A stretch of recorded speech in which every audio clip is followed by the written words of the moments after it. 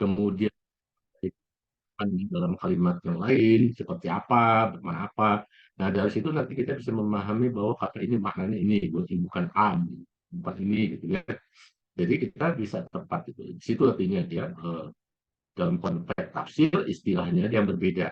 Ya, istilahnya dia. Kalau dalam ilmu balaghah itu yang disebut dengan korinah. Korinah lah dia dengan korinah kali yang ketika kita memahami suatu kalimat, apakah kalimat ini mengandung majaz, sehingga itu kita lihat konteks bahasanya, korinahnya, korinah lafziyah atau korinah haliyah.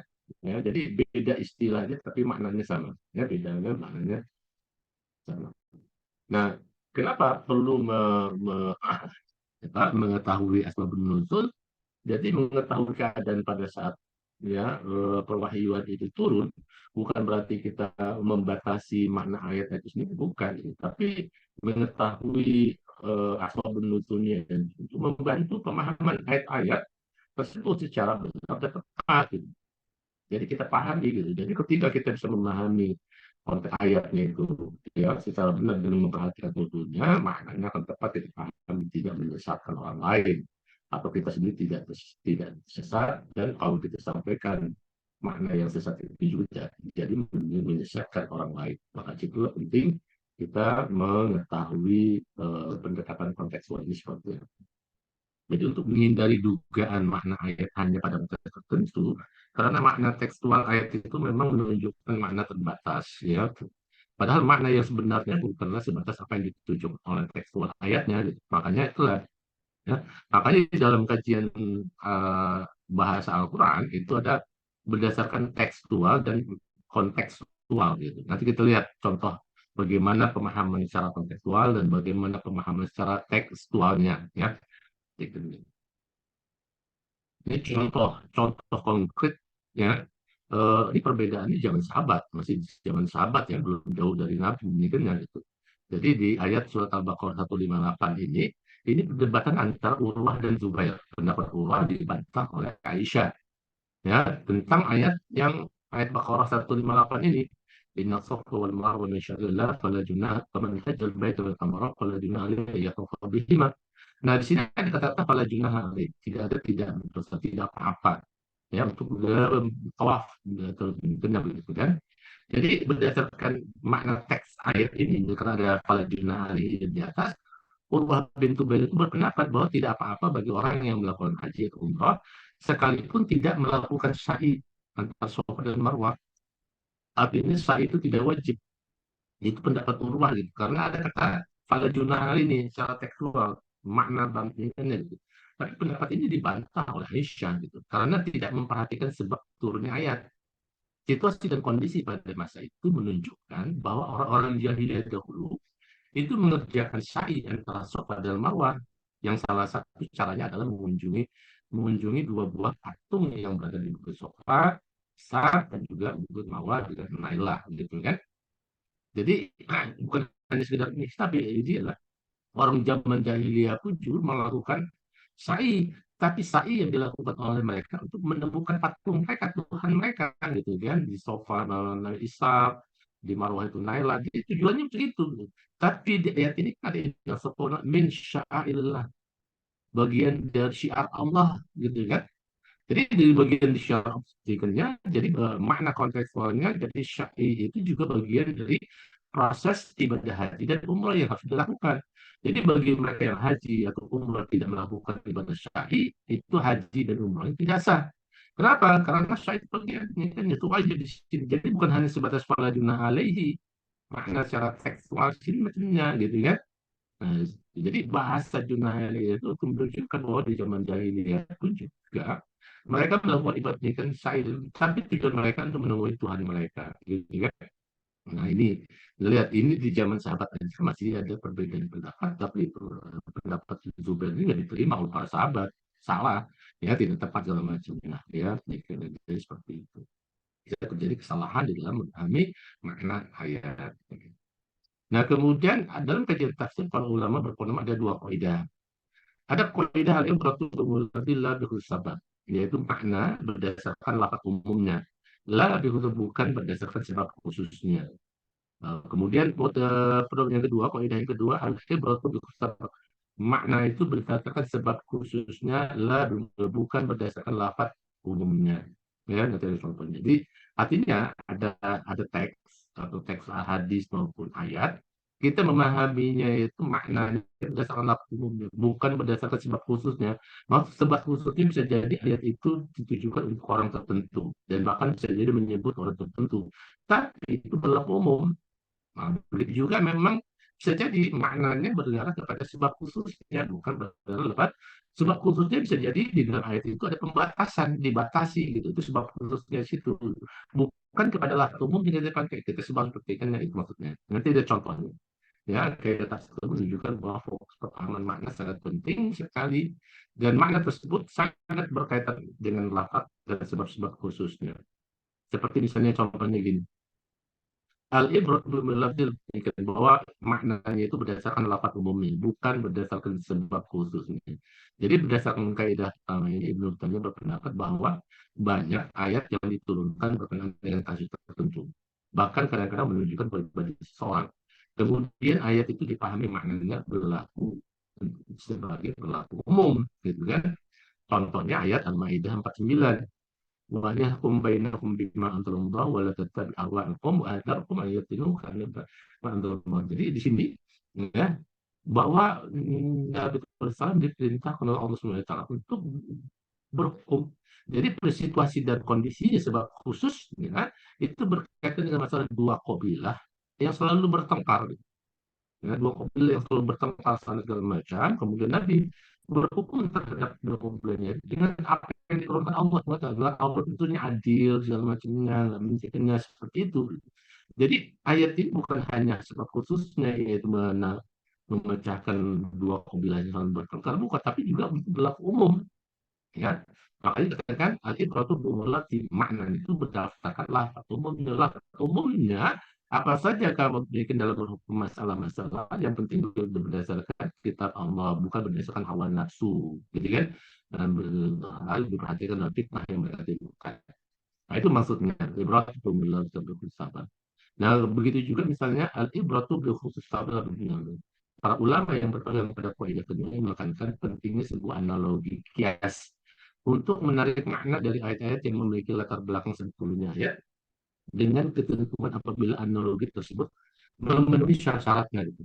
Jadi ada ayat yang itu makna berdasarkan khusus sebab khususnya, bukan berdasarkan lafaz umumnya. Saya contoh sini ya surat belum di sini ayat 82 dari surat Al-An'am. Alladzina amanu wa lam yalbisu imanahum bidzulmin ulaika lahum amnun wa hum muhtadun. Di sini ada kata walam yalbisu imanakum bidzulmin. Kata zulm ya. Kata zulm itu kita pahami bukan berdasarkan lafaz umumnya, bukan umumnya tapi berdasarkan lafaz. Sebab khususnya apa maksud sebab khususnya? Karena zulm itu dibatasi ya, dibatasi maknanya dengan ada ayat dalam surat Luqman ayat 13 inna syirka la zulmun azim. Ya, jadi ada syirik kalau zulm. Jadi yang maksud dengan zulm ini adalah syirik. Artinya orang-orang yang beriman dan tidak mencampur adukkan ya keimanan dia dengan zulum, dengan perbuatan syirik.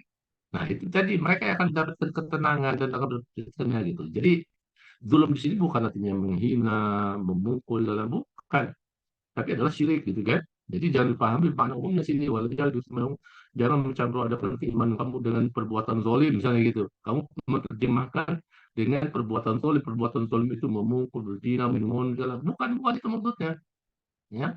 Dan memang di sini ada sebab khususnya ada ayat yang membatasi kata zulm di sini yaitu nasyir kalau zulmun azim, bahwa yang dimaksud syirik zulm ini adalah syirik artinya mereka yang beriman dan tidak mencampur adukkan keimanan dengan perbuatan syirik. Jadi terjemahkan seperti itu ya, jadi bukan diterjemahkan dengan kedoliman tapi dengan syirik gitu kan, sehingga orang paham. Jadi syirik itu adalah makna kontekstualnya, karena konteksnya jadi ada pembatasan seperti sehingga tidak salah memahami makna ayatnya gitu kan. Nah ini dua pedoman ini kayaknya yang dipegang oleh ulama-ulama tafsir dalam memahami. Jadi juga kita lihat secara memahami cara dengan logika yang sehat ya, harus dengan logika yang sehat. Sekarang gini, ini coba dengar perhatikan ya nanti saya tanya. ke Yahya dan Randi. Misalnya ada di majelis taklim ibu-ibu ada yang bertanya, apakah menghormati ibu kandung dengan menghormati ibu mertua atau ibu tiri itu berbeda atau sama? Menghormati. Kemudian kemudian baca dengan hadis, gitu kan? Kepada siapa yang berbuat baik, ibumu, ibumu, ibumu, umuka, umuka, umuka, kemudian abuka. Nah, hadis ini ada dengannya, ya. Saya tanya dulu nih sebelum ya ya ya ya. Oh ya ya. Nah, Ustadz. Hmm. Membedakan tidak menghormati berbuat baik kepada ibu kandung dengan ibu mertua atau ibu tiri itu ada perbedaan nggak? Atau sama? Diperlakukan sama sebagaimana manusia lainnya. Sama, gitu ya, menurut sama. Kalau kamu bilang sama, ini mengacu kepada kaidah yang mana nih?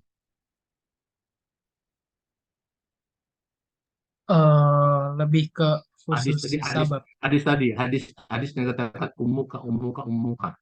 Jadi hadis itu harus dipahami dengan pedoman yang mana, dengan kaidah yang mana? Yang apa, ala ibrah bi khususi sabab. Alebro tuh belum sama. Nah, kaidah yang kamu pilih dengan pemahaman kamu itu beda, ya. Kamu mengatakan bahwa tidak ada perbedaan, tapi kaidah yang kamu ambil justru malah bersambang. Ya, Randi, Randi. Berarti kamu belum Hadir Ustaz. memahami ini kaidah yang diambil.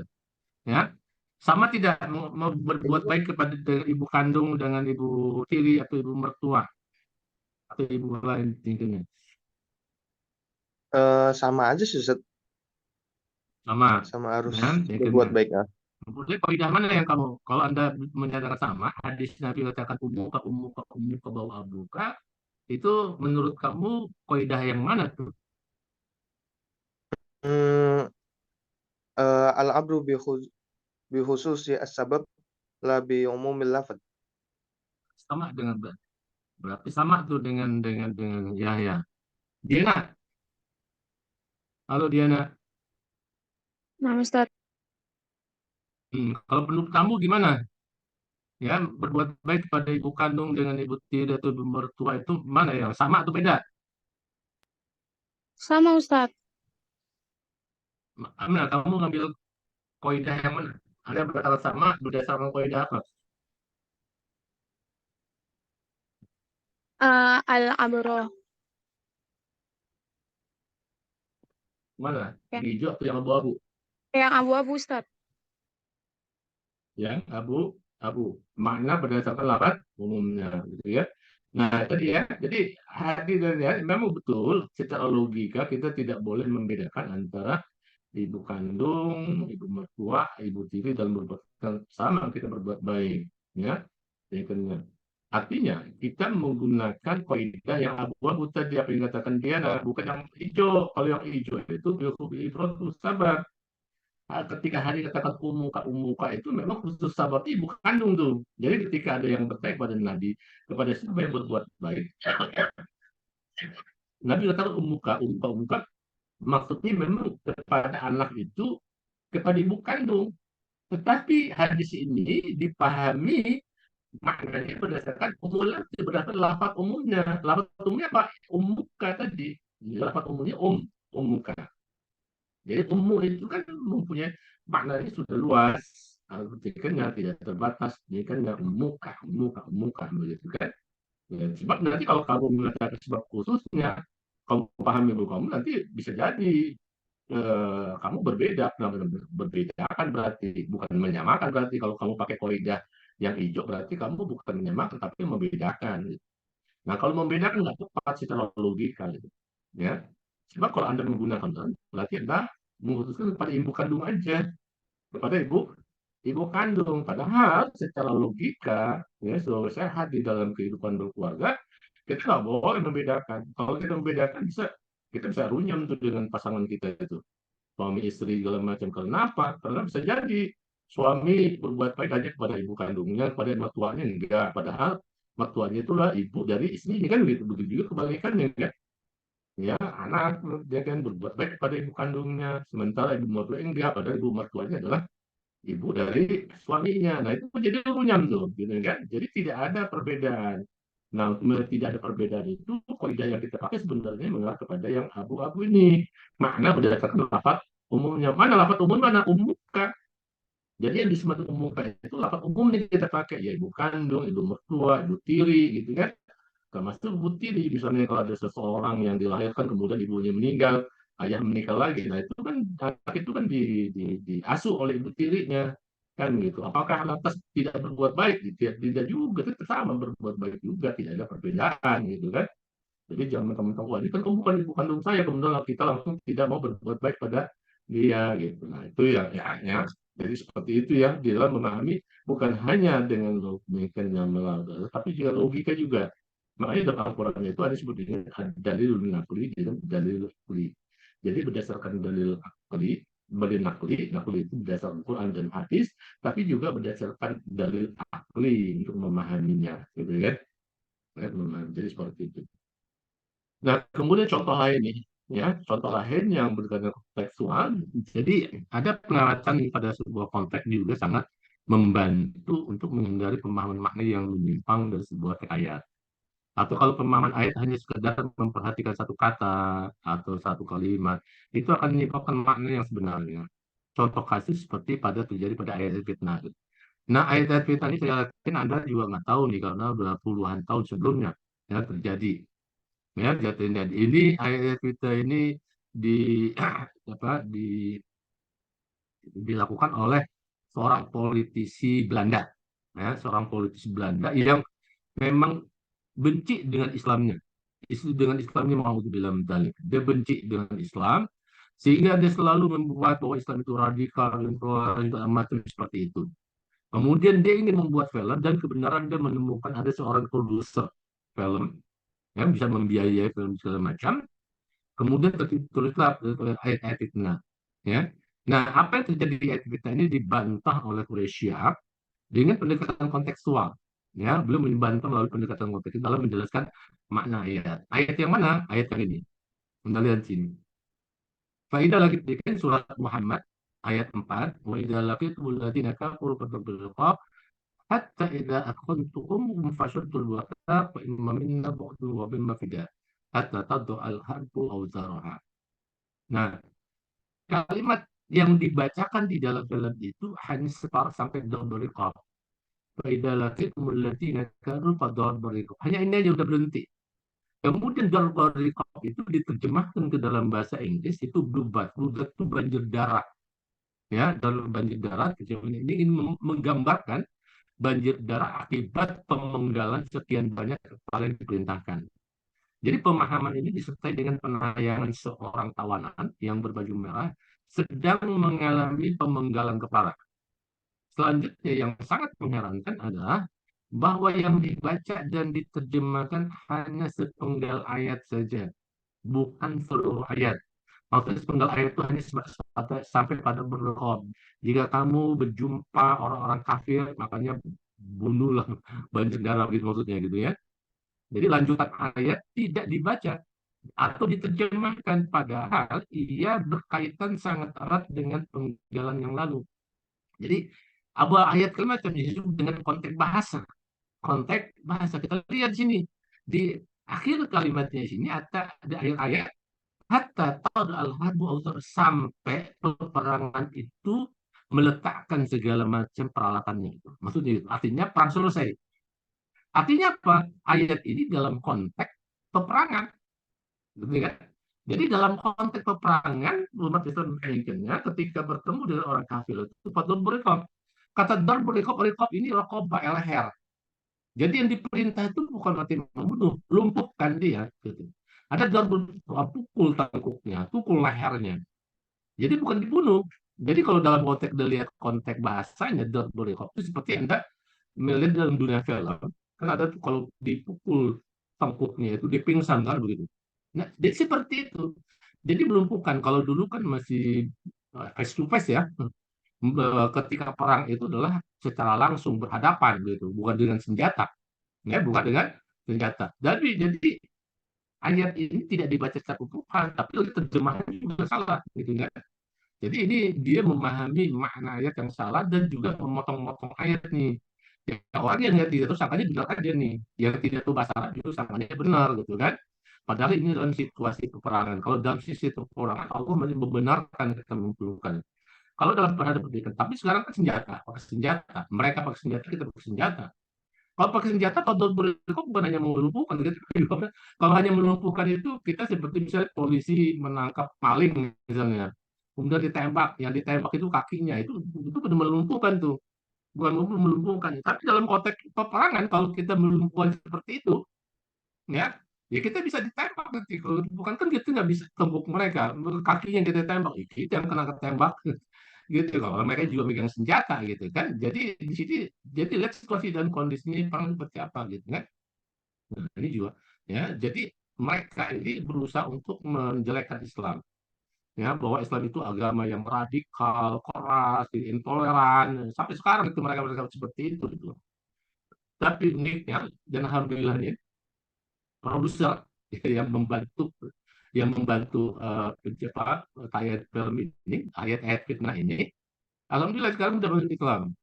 Ya, jadi setelah 1 tahun dari pembuatan film ini, selama 1 tahun itu rupanya dia membaca buku-buku tentang masalah Islam dan ternyata apa yang dibaca oleh tentang masalah buku Islam tidak sama, tidak sesuai dengan apa yang didengar dalam ayat fitnah ini selama ini media-media gitu kan. Nah, dia masuk Islam, sudah pergi haji, dan dia kemudian juga dia di dalam suatu kesempatan ditanya dan dia akan membuat film juga, membuat film untuk menebus kesalahan dia membuat ayat fitnah. Dia membuat film menggambarkan bahwa Islam itu adalah rahmatin alamin, adalah agama yang kasih sayang segala macamnya seperti itu. Sementara kalau politisi Belanda itu tetap kafir dia, ya tidak benar begitu gitu kan. Nah, itu artinya kita memahami dengan pendekatan kontekstual ya. Contoh lainnya ini contoh ya, bagaimana mengkaji tekstual dan kontekstual. Memang tidak semua ayat harus dipahami melalui pendekatan kontekstual dan bahkan harus dipahami melalui pendekatan tekstual ya. Nah, jadi ada ayat yang harus dipahami secara tekstual dan ada juga ayat yang harus dipahami secara kontekstual. Bila dipahami secara terbalik, justru makna dan implikasi penerapannya akan tidak tepat dan terjadi kesalahan dan kekeliruan dalam pelaksanaannya.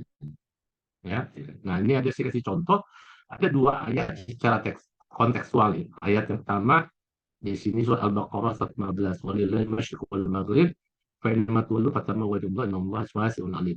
Ini pas kebenaran ayat ini ada asbabun nuzulnya. Ada asbabun. Jadi kita pahami asbabun nuzul, konteks situasinya apa. Ya, dan ternyata sebelum ayat ini terjadi sebuah peristiwa, situasi dan kondisi di mana para sahabat dan Nabi mengalami hal tidak tahu arah kiblat kemana. Benar-benar gelap gulita. Ya, gelap gulita. Sehingga ketika ingin sholatnya itu, ini mana arah kiblat? Saking gelapnya, kemudian turunlah ayat ini yang menunjukkan bahwa ayat ini bahwa boleh ngadap kemana aja. Walillahil masyriq. Jadi ayat ini sebenarnya menunjukkan bahwa kita boleh madhab kiblat kemana saja ketika situasi dan kondisinya kita tidak mengetahui arah kiblat. Jadi ayat ini digunakan jangan asal mengatakan ya ketika Anda sholat, misalnya kayak sekarang ini, sholat kita ngadapnya ke barat, ya kiblat itu ke barat. Lantas Anda menghadap ke timur atau ke selatan, ke utara, ketika tanya, oh kamu pada timur, kemudian nama ada dalilnya, oh kayak boleh masih ini dalilnya, nah, salah itu berarti. Berarti dia tidak mengerti sebab nuzul ayat ini gitu. Makanya ketika dia tidak memahami sebab nuzul akan terjadi kesalahan gitu kan. Tapi kalau kita memahami sebab nuzul, kita akan memahami bahwa ayat ini boleh digunakan ketika dalam situasi dan kondisi kita tidak mengetahui arah kiblat. Misalnya kita melancong ke Eropa, ya dalam situ ketemu sholat tangan gini mana nih arah kiblat kemana nih kita nggak tahu misalnya gitu kan. Nah dalam situasi kondisi seperti itu kita boleh udah yakin kiblat itu ada di arah gini misalnya udah kita sholat nggak ada nah itu mana dalilnya ya ini baru pakai dalil masyriq wal maghrib. Tapi kalau kita tahu nggak boleh dalil ini dipakai ya. Jadi pakai penelitiannya itu artinya kita memahami secara kontekstual karena ayat ini ada asbabul nuzulnya. Kemudian ayat yang Maidah ayat 38. Ini juga secara kontekstual Anda pahami, jangan secara tekstual. Ya, kalau Anda pahami secara tekstual, seperti orang-orang memahami bahwa hukum Islam itu kejam, langsung menuduh. Ya, orang-orang yang menuduh bahwa potong tangan itu adalah perbuatan yang kejam karena dia memahami makna tekstualnya. Padahal ayat ini harus dipahami secara kontekstual. Apa maksud kontekstual? Ya, konteks bahasa. Ya, konteks bahasa. Memang ayat ini tidak ada asbab nuzulnya, tapi ada konteks bahasa. Konteks bahasa itu maksud apa? Ya, kita pahami di sini. Misalnya asariqah ini kan ada majas akli di sini. Ya, bi'tibari makanan. Ya, bahwa ada majas akli bi'tibari halaqah ini bi'tibari makanan. Bi'tibari makanan itu apa? Artinya bi'tibari makanan itu bahwa terbukti bahwa dia benar-benar pencuri gitu ya. Ya, terbukti benar-benar pencuri sampai potong tangan gitu maksudnya. Ya, terbukti kan, dan itu melalui sebuah peradilan. Harus ada peradilan yang adil. Ya, nah itu jadi kita harus memahami bahwa ayat ini harus diterapkan dalam peradilan. Peradilan yang adil, bukan peradilan yang kan ya berdasarkan hawa nafsu. Ya. Kemudian faktor aidiamu juga bukan berarti potong tangan sampai dari ketiak, bukan. Itu cuma hanya pergelangan aja, dan itu juga satu tangan aja, bukan dua-duanya dipotong gitu kan. Jadi itu kita pahami secara kontekstual gitu ya. Jadi kalau kita pahami secara kontekstual, bahwa di situ letak keadilan. Oh iya, kita bisa memahami bahwa itu adalah hukum menjerahkan kepada mereka gitu. Ya, apalagi di sini ketika mencuri, kalau mencuri dia potong kan, sementara itu dalam peradilan itu dilihat bukan serta-merta bahwa dia terbukti benar mencuri. Iya, benar-benar dia benar-benar mencuri, tetapi juga ada melihat motivasi dan batas yang pengen dicurinya gitu. Itu jadi sebuah perhatian hakim. Kalau dia rakus misalnya bukan karena kebutuhan, nah itu pantas dipotong tangan. Sementara juga yang dicurinya itu juga besar, triliunan, kayak kita korupsi itu. Nah, itu orang-orang korupsi sampai triliun segala macam itu sudah sampai itu kepada potong tangan itu. Kenapa? Karena bukan karena kebutuhan, karena rakus tuh gitu. Tapi kalau karena kebutuhan, karena dia lapar, karena dia sakit saudaranya, sehingga dia ya mencuri motor, beli, kemudian segala macam, itu belum sampai batas nisab untuk potong tangan, ya nggak sampai gitu ya, mencuri segala macam. Tapi kan ya hukum masyarakat itu lebih kejam daripada orang yang mencuri motor bahkan dibakar hidup-hidup. Padahal kalau kita melakukan itu nggak pada dihukum mati, dihukum potong tangan aja juga enggak, gitu kan, itu udah penjara. Kenapa? Karena kebutuhan dia untuk menghidupkan dia, keluarganya, karena sakit atau apa segala macam. Jadi dia berbuat salah itu karena walaupun dia tetap salah, gitu kan, tapi nggak kena gitu. Jadi dipahami secara kontekstual, jangan secara tekstual, gitu kan. Ya. Nah, contoh ayat yang harus kita pahami ini ayat nih surat At-Taubah 103. Ini harus kita pahami secara tekstual. Khudh min amwalihim shadaqatan tutahhiruhum wa tuzakkihim biha. Ambil nih. Jadi kalau kata khudh, ambil ya dari harta mereka itu sedekah. Ya, artinya apa? Artinya kita harus ambil tuh.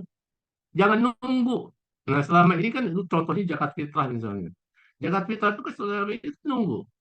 Panitia penerima zakat, kemudian gitu ada panitia penerima zakat, udah dia tunggu di masjid aja, nunggu orang datang bayar zakat atau ada fitrah gitu macam. Padahal perintahnya ambil nih, perintah ambil itu maksudnya apa? Ya kita datangi ke rumah-rumah, ya rumah-rumah di sekitar kita di masjid itu, di sekitar masjid itu, pengurusnya segala macam tugasnya kita ambil, datang ke rumah, bu, bapak mau bayar zakat fitrahnya atau zakat mal segala macamnya gitu. Nah, ketika untuk ngambil zakat mal itu juga jangan hanya jongos yang tukang gotong aja, tapi ada orang yang berilmu. Sebab ketika dia mengambil dan tidak ambil dari rumah ke rumah, boleh jadi tuan rumahnya itu ingin minta penjelasan, oh iya nih saya ada ingin zakat fitrah, zakat mal misalnya, tapi saya nggak tahu cara ngitungnya. Nah, itu dia harus paham bisa menjelaskan itu. Zakat mal, oh begini tuannya begini begini begini, keluar dua selesai jadi sekian zakat malnya yang harus dikeluarkan misalnya. Kan gitu jelas, jadi bukan kan gitu, jadi ambil gitu. Kenapa ini harus dipahami ambil? Karena petugas yang berkaitan dengan masalah zakat fitrah itu mendapat insentif dari Allah SWT. Jadi Allah itu sangat profesional. Kan innama shadaqatu lil fuqara wal masakin wal amilin. Wal amilin, Anda lihat ranking ketiga. Amil itu ranking ketiga. Ya, innama shadaqatu dari fakir miskin kemudian amil. Artinya apa? Orang amil itu dapat nanti insentif ya, dari apa yang dia kerjakan. Jadi jangan ambil haknya saja, tapi kewajibannya nggak dijalanin, gitu kan? Jadi jalankan kewajiban itu, ambil dan ya, kemudian baru nanti dia dapat insentif gitu. Jadi profesional banget nih. Ya, jadi perintah ini adalah sangat-sangat sangat profesional gitu kan. Tetap orang yang dapat insentif-insentif gitu. Nah, dari sini jadi jangan dipahami secara kontekstual. Kalau Anda pahami secara kontekstual, nanti ya pelaksanaan enggak ini udah, makanya nggak heran juga sih. Oh, nanti aku mesti sini aja supaya dia bukan masalah kaya dan miskin. Ya, walaupun segala macam, walaupun panitianya itu orang kaya, tetap secara personal dapat insentif, walaupun nanti insentifnya dibagi ke si orang lain juga nggak ada masalah gitu, tapi dia masih kerja.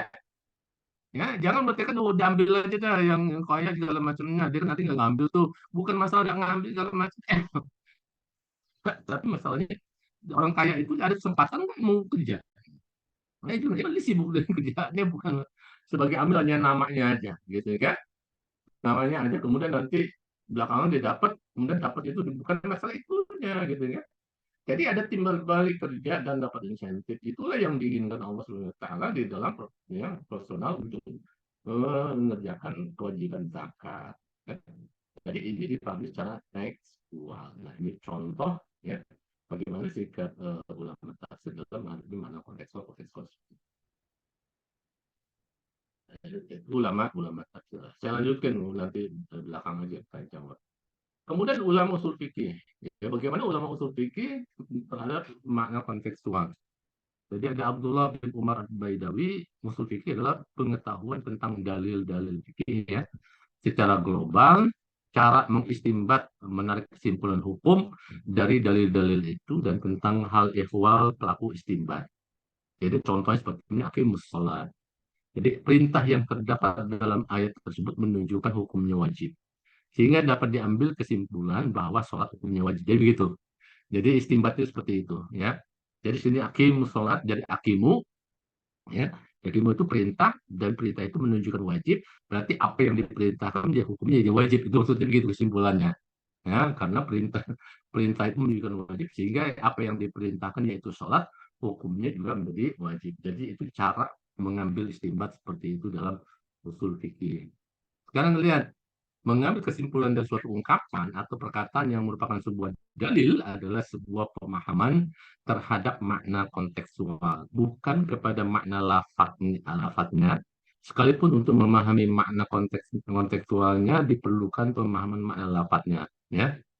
Jadi kajian usul fikih membahas dalil-dalil yang bersifat global, dalil ijmali, adalah dalil atau kaidah yang bersifat umum yang tidak menunjukkan sesuatu hukum pada masalah tertentu secara langsung. Ya, kayak hakim musola kan tidak menunjukkan secara langsung tuh. Ya, tidak menunjukkan secara langsung bahwa sholat itu tidak lalu mengatakan suatu wajib halal muslim, tidak begitu bahasanya. Ya, bahasa tidak begitu. Bahwa sholat itu wajib bagi muslimin dan muslimat. Tidak begitu wajibnya, tapi perintahnya adalah hakim musola. Jadi artinya perintah wajibnya itu tidak secara langsung, ya gitu. Jadi sebagai contoh kaidah yang menyatakan amar perintah menunjukkan hukum wajib selama tidak ada indikasi lain yang menunjukkan pengertian. Jadi ulama usul fikih juga mengatakan bahwa segala perintah itu hukumnya wajib ya selama tidak ada indikasi yang menunjukkan pengertian. Kalau ada indikasi lain yang menunjukkan pengertian selain wajib, yaitu nanti kita lihat gitu ada ayat-ayat itu ya. Jadi mereka sudah membuat kode seperti itu. Jadi salah satu objek, nah ini Anda lihat ini salah satu objek kajian usul fikih adalah metode istimbat, menarik kesimpulan. Jadi menggunakan metode, banyak metode-metode lain dalam ulama-ulama mengambil usul fikih ya, dalam metode itu untuk menetapkan hukumnya. Jadi salah satu metode yang digunakan adalah metode istimbat. Salah satu bagian metode istimbat adalah segi kebahasaannya. Jadi banyak tuh segi aspeknya banyak ya kita mungkin metode istimbat, tapi di dalam metode istimbat itu ada banyak kategori ya segi-seginya. Nah salah satunya saya ambil dari segi kebahasaan karena berkaitan dengan kajian bahasa kita. Jadi para ulama telah menyusun semacam semantik yang akan digunakan dalam praktik penalaran fikih. Untuk itu para ahlinya telah membuat beberapa kategori. Ya, jadi kategori amar, nahi, takhir, kemudian kategori lafaz dari segi umum dan khusus, kategori lafaz dari segi mutlak dan muqayyadnya, dari segi lafaz dari mantuk dan mafhumnya, dari segi jelas dan tidak jelasnya, dari hakikat dan majasnya. Ini kategori yang buat ini sebenarnya apa yang mereka lakukan. Kalau kita ini kan dengan kajian semantik ini sebenarnya menggunakan teori semantik field. Ya, semantik al-hukud dalaliyah, semantik field. Jadi dikelompokkan berdasarkan makna lafadznya. Ya, pentingnya begitu. Jadi apa yang dikaji ulama fikih dalam pengkategorian ini, kalau dilihat dari sisi ilmu semantik, mereka memakai teori al-hukud dalaliyah. Ya, semantik field. Jadi dalil-dalil ijmal itu diklasifikasi berdasarkan kelompok semantiknya. Jadi kategori ayat-ayat hukum yang memiliki makna amar, nahi, tahyir itu membentuk hukum-hukum seperti wajib, mandub, haram, makruh, dan mubah. Jadi pembentukan hukum-hukum seperti ini terambil dari pemahaman berbagai gaya bahasa atau redaksi secara makna kontekstual. Ya. Jadi kalau kita lihat nanti kita pahami bahwa amar itu yang disebut dengan perintah itu bukan hanya menggunakan lafaz amar ya amuru, bukan hanya menggunakan lafaz fil amar aja, bukan. Ya, gaya bahasanya banyak. Gaya bahasanya banyak. Ya, jadi gaya bahasa amar itu kita pikirkan. Ini hanya memahami gaya bahasanya aja ya. Ya, perintah disampaikan dengan berbagai gaya bahasa. Ini untuk gaya bahasa. Hukumnya belum. Ya, kita mampu hukumnya. Jadi gaya bahasa itu menyuruh perintah itu apa? Sekarang menggunakan kata amar. Ya, menggunakan kata amar yang seakat dengan dia kata ini bermakna perintah tegas secara langsung. Contohnya misalnya innallaha ya'muru bil adli wal ihsan. Ya, kata ya'muru. Kata ya'muru. Kemudian yang kedua gaya bahasa lain menggunakan kata kutiba yang berarti diwajibkan. Kata ini berimplikasi perintah dalam bentuk pemberitaan bahwa perbuatan itu diwajibkan atas seseorang. Ya, seperti ayat 178 surat Al-Baqarah, ya ayyuhalladzina amanu kutiba alaikumus qisasul qatl. Kutiba alaikumul qatl kutiba alaikum siyam. Jadi ada kata kutiba ini juga menunjukkan perintah, ya, perintah. Kemudian juga kata perintah menggunakan jumlah khobariyah, ya, menggunakan gaya bahasa pemberitaan, namun bermakna perintah. Jadi jumlah khobariyah sebenarnya mengandung makna perintah. Contohnya misalnya ayat 228 surat Al-Baqarah. Wal mutallaqatu yatarabbasna bi anfusihim salasata ashhur. Yatarabbasna, jadi di al mutallaqat yatarabbasna bi anfusihim wala yahillu yaktubna ma khalaqallahu fi arhamihin in kunna yu'minuna billahi wal yawmil akhir. Jadi orang yang yang diceraikan, kan, dia harus menahan dirinya itu selama 3 quru. Anda tahu kan quru itu 3 kali haid atau 3 kali bersih gitu. Jadi ini kalimat perintah, tapi ini juga merupakan sebuah perintah yang dilakukan oleh seorang wanita yang diceraikan. Baik cerai itu cerai mati, gitu ya. Intinya gitu. Nah ini jumlah khobariyah tapi bermakna perintah. Kemudian juga misalnya menggunakan kata kerja yang secara langsung, ya, secara langsung atau fil amr langsung maksudnya. Ya, hafizu ala salawati was salatu wassalamu. Hafizu. Hafizu pakai fil amr langsung. Waqumu pakai fil amr langsung. Ini juga menunjukkan kata perintah, ya, kata perintah.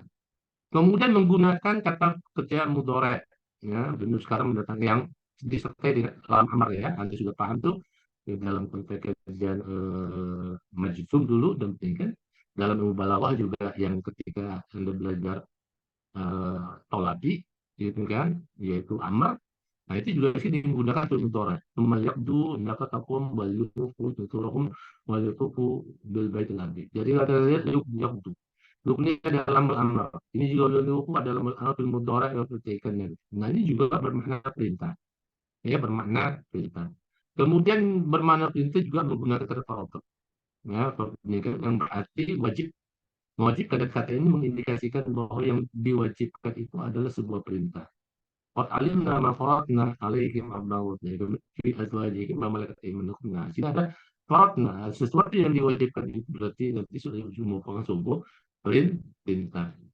Ini jadi gaya bahasa yang bermakna perintah itu ada yang langsung dan ada yang tidak langsung bahasanya, ya. Dan yang tidak langsung itu kita pakai secara konteks, gitu kan. Kalau yang langsung ini seperti lafaz secara langsung kayak fardhu, fardun. Kalau yang mudhari juga mungkin lafaz langsung, gitu kan. Kalau fil amr juga langsung. Nah, kalau yang jumlah fi'il ini tidak langsung, tapi bermakna perintah, gitu kan. Tapi amar kutiba juga tidak langsung. Nanti kita lihat, nah, ya, ini gaya bahasa yang bermakna perintah. Sekarang kita lihat hukumnya. Hukum dari perintah ini. Ya. Nah, ini adalah kata kerja perintah langsung menunjukkan beberapa makna kontekstual. Ya. Menunjukkan hukumnya wajib. Seperti perintah untuk sholat dari aqimus sholat. Jadi aqimus sholat itu perintahnya itu adalah wajib, maka apa yang diperintahkan menjadi wajib. Itu hukumnya wajib. Kemudian yang kedua, menunjukkan hukum boleh dilakukan. Boleh dilakukan, boleh tidak. Maksudnya gitu ya. Anda boleh kerjakan juga boleh tidak dikerjakan. Seperti lihat contohnya, ya ayyuhalladzina amanu kulu minat thayyibat wa'malu shalihan ila bimustabiqin. Kata kulu minat thayyibat. Kalau kulu minat thayyibat ini pelamar nih. Tapi hukumnya wajib nggak? Bukan. Bukan hukum wajib. Ini hukumnya boleh. Mubah. Boleh iya, boleh tidak. Jadi ketika dikatakan makanlah dari hal yang baik-baik. Gitu kan? Nah, jadi kita lihat gimana sih konteksnya seperti apa, mana konteksnya kok kita kok kenapa ini hukumnya menjadi boleh. Iyalah ya kata thayyibat itu kan semua yang kita makan thayyibat jelas. Tapi dari thayyibat itu kan min. Nah, lihat ini. Ada kata min. Sebagian, tidak semuanya juga makan. Maksudnya sebagian itu menunjukkan bahwa ada orang yang tidak suka makan ini, seperti misalnya kayak durian misalnya. Ya, Sifat. Halo Sifat. Aku sedang ke toilet, Ustaz. Oh iya, iya. Ya, ya. Iya, Ya, Ustaz. ya. Makanan apa yang kamu tidak suka? Eh, pare. Durian. Itu Pare. pare itu toyib atau nggak toyib? Sebenarnya toyib. Itu. Tapi kalau kamu nggak suka, kemudian kamu nggak makan, kamu berdosa nggak? Enggak. Iya kan gitu. Di sini yang disebut dengan kudu minat thayyibat. Jadi boleh hukumnya. Ya, hukumnya boleh dilakukan. Jadi anak boleh makan. Ya, kalau nggak suka juga nggak makan gitu ya. Kayak saya nggak bukan begitu. Tapi pare itu toyib. Ya selama pertama dari zatnya dia halal. Kemudian juga kalau proses Anda memperolehnya juga halal gitu kan itu baik. Tapi kan kita tidak suka gitu kan ya nggak apa-apa. Anda boleh nggak makannya gitu. Walaupun sih ada kata perintah tapi hukumnya bukan hukumnya wajib gitu kan. Nah kalau hukumnya wajib kan memberatkan gitu. Makanya Allah tidak memberatkan kan la yukallifu nafsan illa wus'aha gitu kan. Begitu yang lain misalnya buah-buahan durian ya kayak saya tuh nggak suka durian tuh gitu kan ya durian itu kan juga halal ya yang halal dia juga bagian toyib kalau kita mancingnya tapi toyib bagi siapa dulu nih ya bisa jadi itu karena dia suka boleh jadi karena ada kesehatan misalnya daging kambing misalnya itu kan toyib ya kita pokoknya udah halal secara zat dan prosesnya udah halal dia toyib tapi permasalahannya kan bisa jadi ketika makan kambing karena ada penyakit yang tidak boleh makan kambing kan. Nah, apakah dia berdosa? Enggak, gitu kan. Makanya, jadi karena harus dipahami bahwa perintah itu memang ada hukumnya wajib, tapi ada juga yang hukumnya boleh. Tidak semuanya. Dia disebut dengan ada indikasi lain. Ada indikasi yang menunjukkan bahwa hukumnya bukan wajib. Tadi kan selama tidak ada indikasi, ya, itu kan. Tapi kalau nanti ikutin. Nah, begitu contoh ini, menunjukkan makna anjuran. Ya, di surat Al-Baqarah 282. Ini adalah ya ayyuhalladzina amanu idza tadayantum bidainin ila ajalin musamma faktubu. Kata faktubu bukan tulis nih, ya. Jadi untuk tulis. Jadi kalau Anda pinjam meminjam, itu perintahnya adalah tulis. Tapi permasalahannya, perintah untuk menulis pinjam meminjam itu apakah hukumnya wajib atau boleh? Atau hanya sebatas ini mau anjuran aja ya, anjuran sebuah boleh ya, ya sebuah anjuran aja, nggak dikerjakan juga nggak apa-apa, itu maksudnya gitu. Ya, menanjuran. Kenapa? Nah, ini tadi kita coba kita gunakan dalil akli, dalil akli, gitu kan?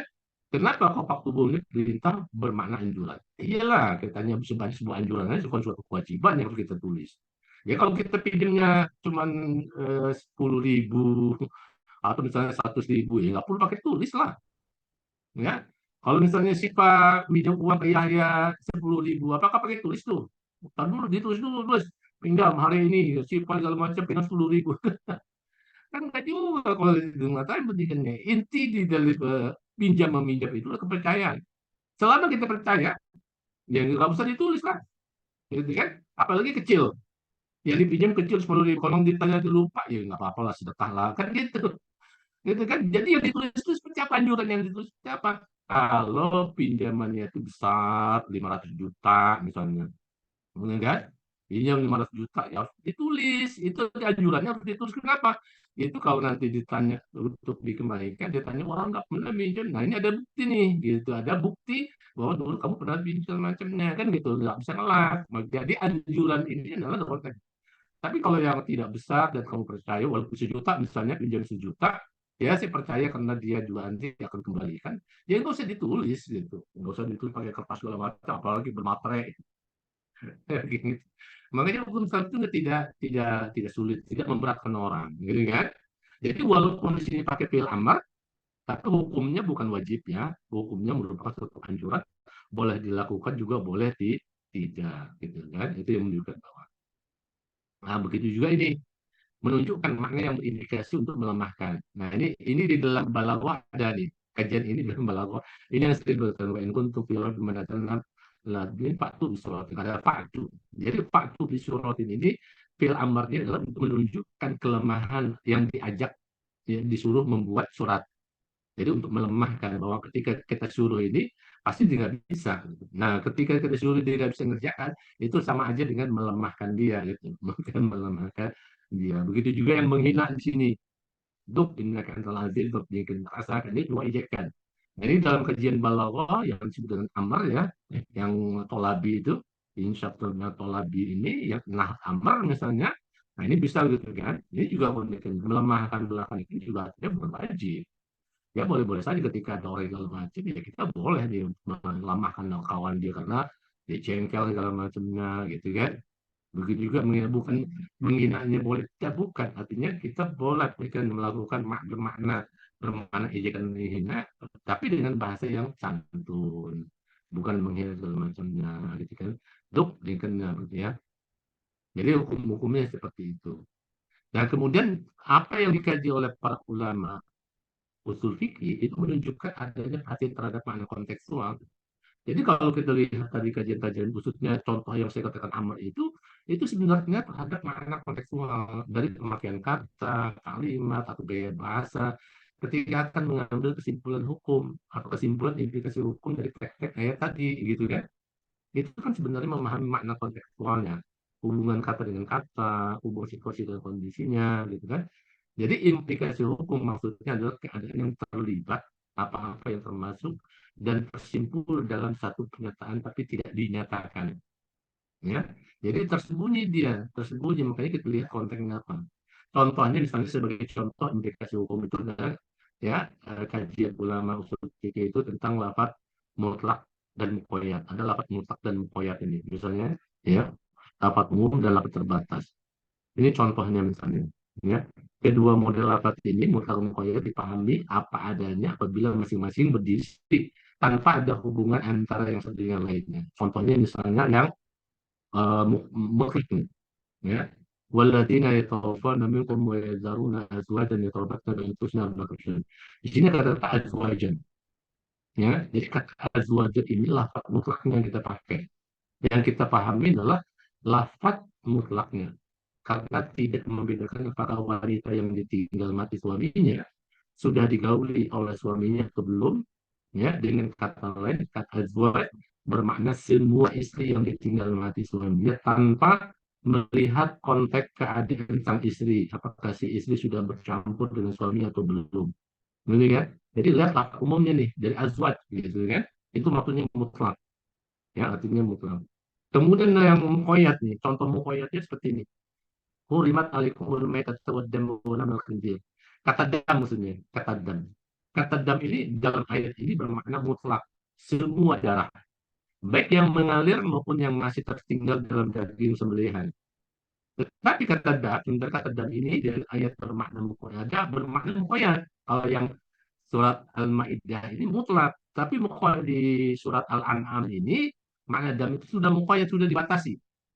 Qul la ajidu ma fi uya ilai mujarrad ya muhaqqaman ala qa'imin yatimuhu illa an yakuna maitatan daman masfuhan wa lam yakun. Sini ada kata dan, tapi dibatasi dengan kata masfuhan. Artinya apa? Darah yang dalam ayat ini terikat dengan kata masfuhan itu mengalir. Masfuhan itu mengalir. Jadi kondisi darah yang diharamkan itu adalah darah yang mengalir. Itu yang diharamkan. Ya, maksudnya mengalir itu kalau Anda sembelih ayam, darahnya kamu tampung tuh, ya, atau kambing atau sapi darahnya ada tabung. Nah itu yang dimaksud dengan darah mengalir, itu nggak boleh diminum, itu haram hukumnya, ya, walaupun nanti Anda bukan itu, ya, itu haram, gitu kan. Jadi yang haram itu adalah, jadi kata darat kan, jadi ayat Al-Maidah ini sudah dibatasi makna damnya dalam ayat Al-An'am ini ayat 45 itu dia muqayyad ya. Jadi ulama usul fikih melihat konteks bahasa dan konteks keadaan. Yaitu konteks bahasa menunjukkan bahwa yang diharapkan adalah sama, yaitu darah ya, haramnya darah. Dan kondisi dan keadaan yang menyebabkan diharapkan juga sama, yaitu mendatangkan mudarat bahaya atau penyakit. Oleh karena sama dalam konteks, para ulama usul fikih sepakat bahwa konteks keadaan dan konteks kata pada ayat 3 disamakan dengan konteks keadaan dan kondisi dan pada ayat yang pada 145. Jadi kesimpulannya bahwa darah yang diharamkan adalah darah yang mengalir dari binatang sembelihan, bukan yang masih tertinggal di dalam daging atau hati. Jadi hati itu halal. Hati itu kan sebenarnya darah. Ya? Tapi darahnya nggak mengalir, dia beku. Ya, dia beku darahnya. Tapi halal gitu. Jadi yang diharamkan itu adalah yang mengalir. Sekalipun misalnya darah yang tertinggal di daging misalnya atau di tulangnya misalnya, itu tetap halal. Ya, kenapa? Karena makanya kita bersihkan darahnya, kalaupun masih ada tertinggal dalam macamnya nggak apa-apa, masih halal gitu kan. Darah-darah yang masih dalam. Ya. Jadi ya itu tadi contoh. Nah, sekarang pakar bahasa mengatakan bahwa pada intinya makna bahasa itu mengacu kepada dua makna, denotatif dan konotatif ya. Jadi makna denotatif adalah makna sebenarnya berdasarkan hubungan antara kata dengan yang diacu atau dirujuknya, sedangkan makna konotatif adalah makna yang timbul di luar makna sebenarnya berdasarkan perasaan, pikiran, dan konteks. Jadi pemahaman dua makna di atas itu gambar dalam kajian usul fikih pada pembahasan mantuk nih yang diucapkan ya. Kita lihat sini mantuk makna denotatif dan konotatif. Menurut ulama usul fikih, mantuk terbagi dua, mantuk soreh dengan mantuk bersoreh. Mantuk maksud yang diucapkan secara jelas, dan mantuk bersoreh mantuk diucapkan tidak jelas. Ya, jadi menurut bahasa mantuk soreh itu sesuatu yang diucapkan secara jelas dan tegas. Menurut istilah mantuk soreh, makna yang secara jelas dan tegas ditunjukkan oleh sesuatu lafaz sesuai dengan peletakannya secara penuh atau berupa bagiannya. Menjadi contoh seperti firman Allah dalam surat An-Nisa ayat 3 yang mencantumkan hukum boleh kawin lebih dari satu orang dengan syarat adil. Jika tidak, wajib membatasi seorang saja. Ya. Yang makna wasulah suara api itu aku keadaan dulu Pak bahwa deh. Ya, jadi itu mantuk sorry. Ya, sudah jelas tuh. Itu contoh mantuk sorry ya, mantuk sorry itu sudah jelas gitu ya. Tegas di situ. Mau 1, 2, 3 boleh asal adil. Ya. Tapi yang dimaksudkan mantuk berstory ini. Yang berstory artinya yang diucapkan itu nggak jelas. Pengertian yang ditarik dari luar suatu lafaz dan bukan mana aslinya, tetapi sebagai konsekuensi dari konteks suatu ucapan.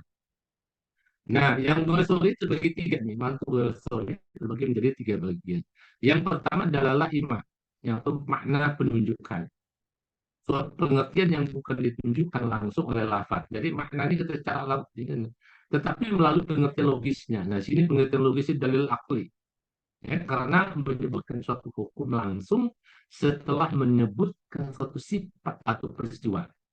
Contohnya hadis Nabi yang katakan di sini, Tirmidzi, man ahya ardon maitan fahiya lahu. Barang siapa yang menghidupkan tanah mati, ya, fahiya lahu, maka tanah itu menjadi miliknya. Nah, di surga ini ada isyarat di sini, ada imak di sini penunjukan mana tadi ardon maitan. Jadi kalau ada tanah mati tidak segala macam, kemudian ada orang yang bekerja situ segala macam, itu dianggap milik dia. Apa yang ditanam dia menjadi milik dia, selama tidak orang lain tidak boleh meminumnya, gitu kan? Nah, ini berdasarkan dalalah al-iman, ya, makna penunjukannya, gitu. Jadi timbul. Kemudian yang kedua dalalah isyarat, ya, arti makna isyarat atau indikasi, ya, suatu pengertian yang ditunjukkan oleh suatu redaksi, namun bukan pengertian aslinya. Ya, tapi merupakan kepastian atau konsekuensi dari hukum yang ditunjukkan oleh redaksi. Ya, redaksi. Dan lihat sini, ya, ayat ini indikasi dari sebuah ayat. Bahwasan dari sana biwalidi ihsan hamalatuhum Tuhan wa wadatuhum Tuhan wa amalahu wa fisaluhu salasuna syahran. Ya, mengandung dan menyusuinya 30 bulan. Kemudian surat Al-Quran ayat 14, "Wawassayna al-insana biwalidayhi hamalatuhu ummuhu wahnan." Jadi kami nasihat kepada manusia untuk berbuat baik kepada dua orang tuanya yang mengandungnya dalam keadaan lemah hati kan seluruh dan menyusuinya selama 2 tahun. Selama 2 tahun. Bagaimana memahami dalalah isyarahnya dari dua ayat ini? Itu menggunakan dalalah isyarah. Ada indikasi, ada isyarat. Jadi ada salasul syawal. Salasul syawal itu 3 bulan. 30 bulan. 30 bulan itu 2 tahun 6 bulan. Kan begitu? 2 tahun 6 bulan. Sementara di dalam menyusui, tegas nih, informasi menyusuinya itu 2 tahun. Jadi kalau 3 bulan, 2 tahun berarti ada 6 bulan. Kan gitu, 6 bulan. Nah, pemahaman ini diterapkan di dalam ketika dalam kasus di dalam zaman Utsman bin Affan, itu ada kasus, ya, ada kasus seorang wanita yang belum menikah, belum sampai 9 bulan kandungannya sudah melahirkan. Ya. Jadi kandungannya itu belum 9 bulan, dia sudah melahirkan, ya, artinya sudah meninggalnya. Kemudian ini dilaporkan ke pendidikannya, dianggap dia melakukan sebuah perzinahan. Artinya boleh jadi dia melakukan sebelum menikah, sudah hamil sebelum menikah. Tetapi para sahabat ketika kasus ini terjadi, ada ayat ini, 2 ayat ini dipahami. Dan ayat ini indikasinya mana? Indikasinya adalah dengan 30 bulan dengan 2 bulan di sini, berarti indikasinya wanita itu kalau janin itu 6 bulan, indikasinya belum bisa langsung lahir, walaupun prematur. Ya, walaupun prematur. Jadi 6 bulan. Jadi tidak bisa ketika umurnya sudah sampai kepada 6 bulan, kita tidak bisa menyebutkan bahwa wanita ini selingkuh atau bertindak. Boleh jadi dia memang 6 bulan dia langsung melahirkan. Ini indikasi. Makanya ketika memahami ini dan kenyataan memang benar, gitu kan, wanita itu tidak mendapatkan hukuman. Karena emang kenyataan segala macam dari memahami ini, kemudian dipahami kondisi situasi dan kondisi wanita tersebut memang tidak melakukan perzinahan sebelumnya, tidak ada hamil segala macamnya. Dari indikasi ini bahwa 6 bulan itu batas maksimal, batas maksimal bayi itu sudah sempurna terlahir, artinya sudah tercipta secara penuh. Ya, kalau dilihat dari speakernya secara penuh sudah tercipta semua bagian-bagiannya walaupun masih prematur, ya, kan. Nah, ini dipahami secara yang disebut dengan makna syariah seperti itu.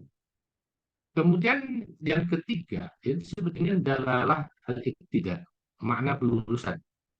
Pengertian kata yang disisipkan secara tersirat pada redaksi tertentu yang tidak bisa dipahami secara lurus kecuali dengan adanya penyisipan. Jadi kalau kita paham secara lurus aja, berdasarkan teks aja, kita sulit memahami nih. Contohnya seperti ini, Inna Allah tajawaza umat al-khata wa nisyan gitu. Jadi kalau kita terjemahkan lurus aja nih, sesungguhnya Allah mengangkat dari umatku kesalahan, masa kesalahan diangkat sih? Lupa diangkat terpaksa itu mana? Gimana ini memahami ayat ini kan? Nah, padahal di situ kita kasih ada sisipan. Sisipannya apa? Sini tadi diangkat dari umatku, Allah mengangkat dari umatku. Maksudnya apa yang diangkat? Dosa atau hukuman. Ngerti kan? Dosa atau hukuman orang yang berbuat kesalahan. Jadi kata al-khata ini adalah umat yang berbuat salah.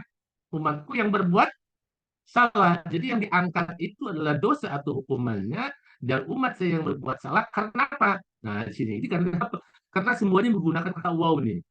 Ya, wanisian di sini. Ini yang kata Nabi, kemudian yang umat itu juga tidak ada. Ya, kata sifatnya wa umat pekerjaan padahal itu karena lupa. Jadi wow di sini diterjemahkan karena lupa atau karena terpaksa. Begitu bahasanya. Nah, jadi Allah akan mengampuni dosa kita kalau kita melakukan sebuah kesalahan. Kesalahan itu karena lupa. Misalnya Anda puasa lupa bahwa hari itu puasa tapi Anda minum. Nah, ketika ingat, nah, berarti ada benar lupa. Anda dianggap kesalahan nggak salah, maka dia itu jangan dibatalin terus aja gitu. Saya pernah terjadi gitu ketika di kampus tuh. Hari pertama bikinnya benar-benar lupa. Datang ke kampus sepi, gak ada orang segala macam. Ambil aja tuh minum 1 gelas, udah minum 1 gelas habis tuh. Udah berapa detik, berapa menit segala macam baru iya ya hari ini puasa. Tapi sudah habis ini 1 gelas. Alhamdulillah dapat rezeki itu karena benar-benar lupa.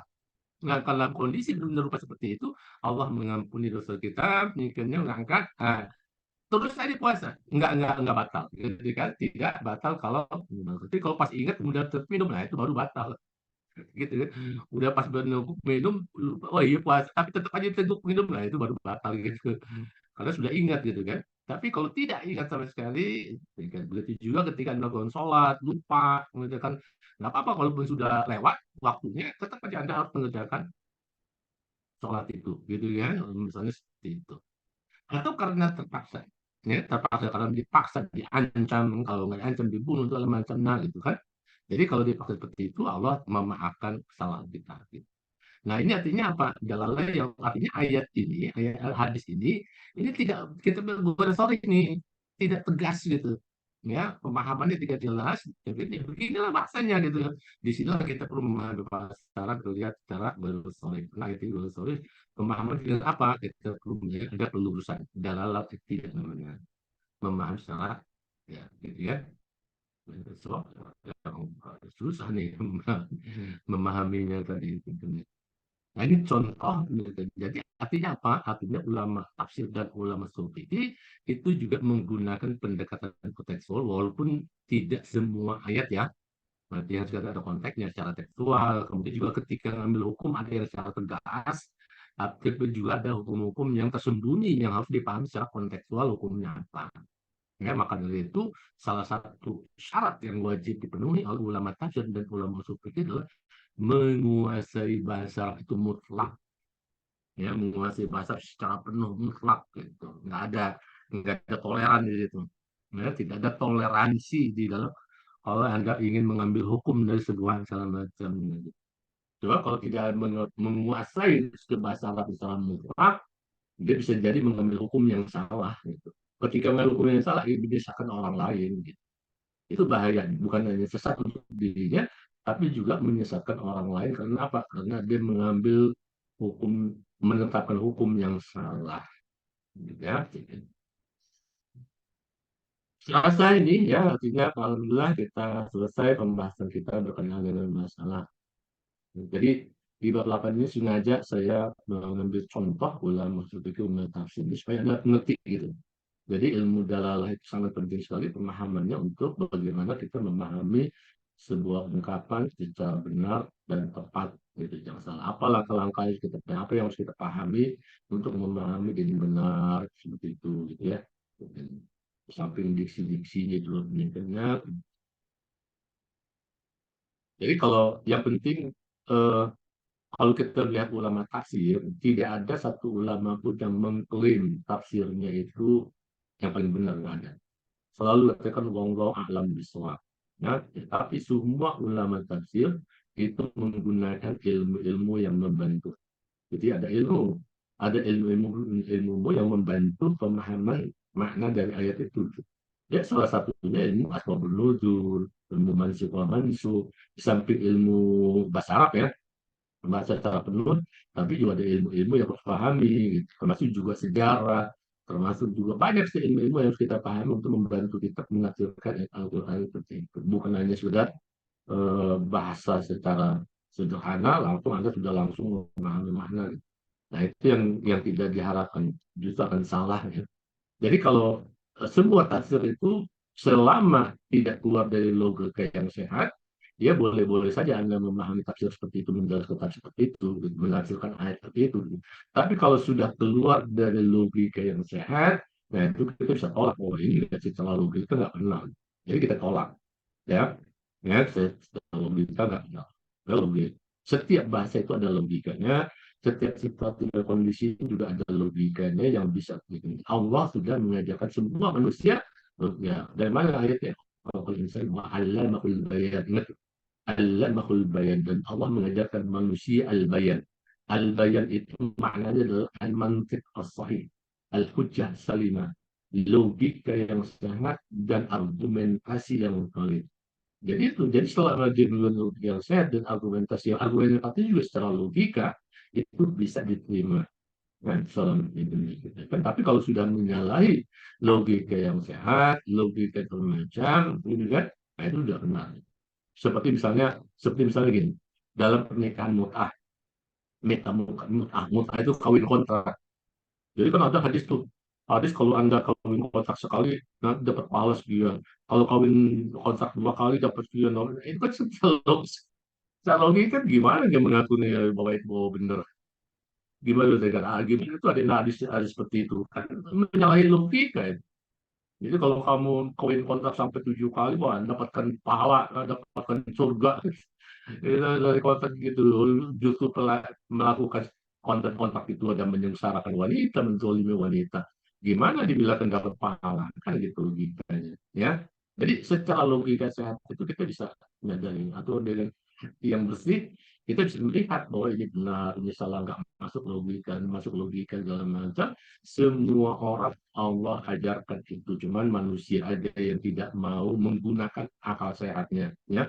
Padahal Allah sudah mengajarkan, tapi manusianya yang tidak mau menggunakan akal sehatnya aja yang benar, yang dibilang jadi dungu. Cara saya itu ya. Baik, silakan masih ada waktu berhenti. Silakan kalau ada yang ingin bertanya. Yang ingin bertanya silakan. Ada yang ingin bertanya? Ustadz izin bertanya Ustadz. Silakan. Oh, yang tadi yang terkait kan tadi ada yang sifatnya wajib, terus hukumnya boleh sama anjuran. Nah, itu untuk tahu kayak misalkan kata kerja tersebut itu tuh berarti kita perlu lihat konteksnya dulu ya Ustadz, baru nentuin oh ini anjuran boleh atau wajib gitu ya Ustadz. Iya. Sekarang gini. Tadi yang utang piutang gitu kan. Ya, utang. Kalau hanya Anda sebatas memahami fi'il amr itu ada menggunakan fi'il amr, kemudian Anda langsung menghukum wajib, pertanyaannya, Anda lihat pertanyaannya, apakah hukum itu menjadi berat ketika Anda pinjam?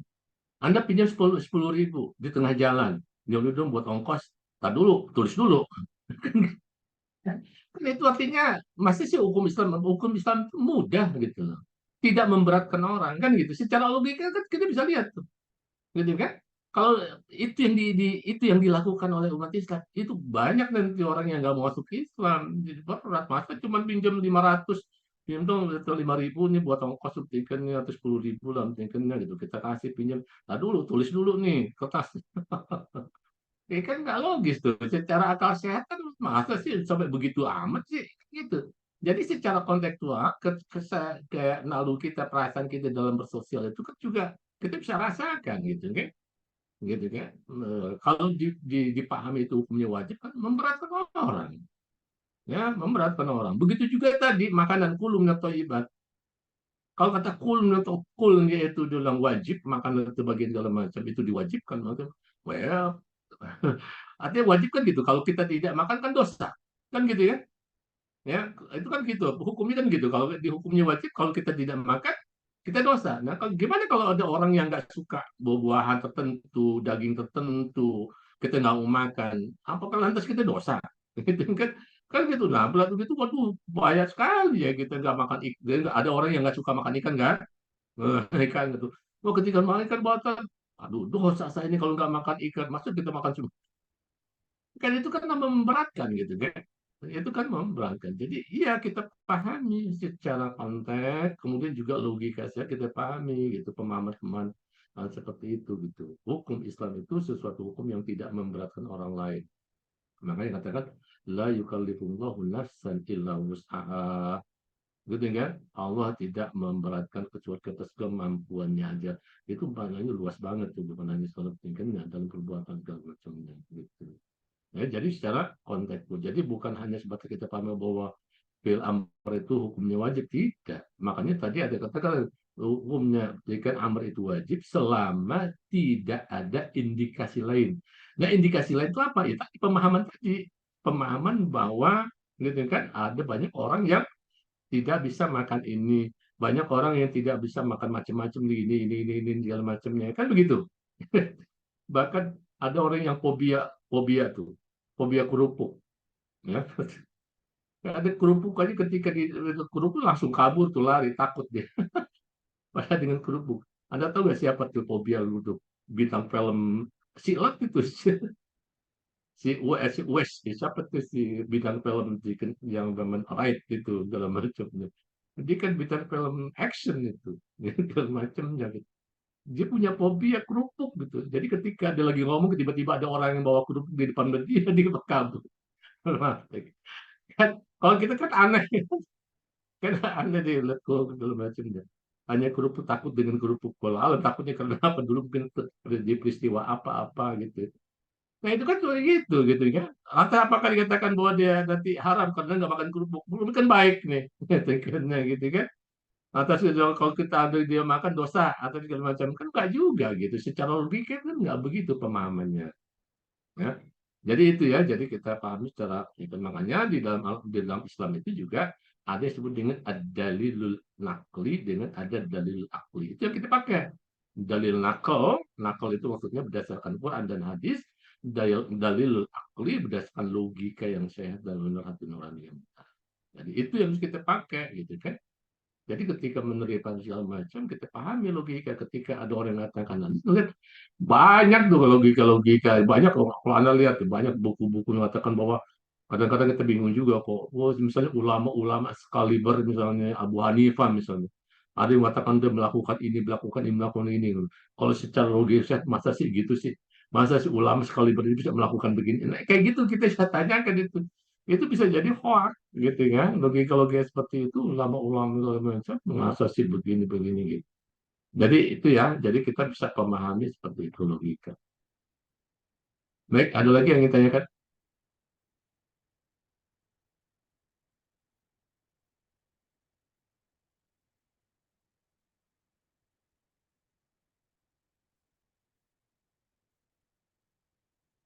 Tidak ada? Udah paham ya? Jadi Anda baca ya di buku itu sudah bangkit semacam di buku itu mungkin lebih jelas lagi penjelasannya apa yang inginnya. Kalau memang tidak ada lagi yang ingin bertanya, mungkin kita cukupkan pertemuan terakhir kita sampai sini. Alhamdulillah kita sudah selesaikan semua materinya, kita sudah bahas. Sebelum kita tutup, saya mohon maaf bila ada hal-hal yang kurang berkenan dari ucapan dan sikap kita. Izin bertanya Ya, untuk kenapa? UAS. Izin bertanya untuk UAS. Kenapa was luring nih? Was Oh, nanti luring tuh di jadwal. Dijualnya kan luring tuh nanti. Ya.